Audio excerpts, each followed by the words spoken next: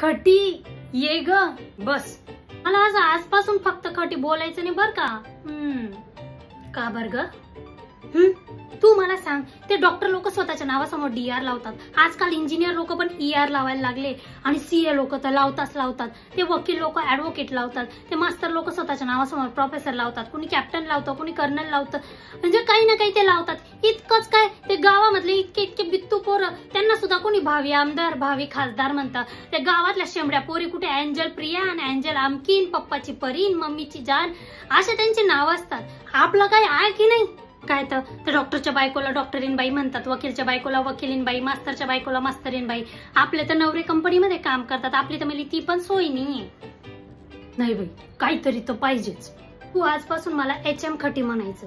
HM म्हणजे home minister, head mistress of house आणि house manager. कळलं का? HM खटी. फेसबुकला आपण अपडेट करूया आपण. हा, HM खटी. चांगलं वाटतंय ग? बरं, मग तू पण मला म्हण PWHW पिंटी. PW म्हणजे काय ग? अगं PW म्हणजे पापडवाली, पापडने विकत कमी, आणि HW म्हणजे हाऊसवाईफ आणि होमवर्किंग. दोघे अर्थ होता त्याचे.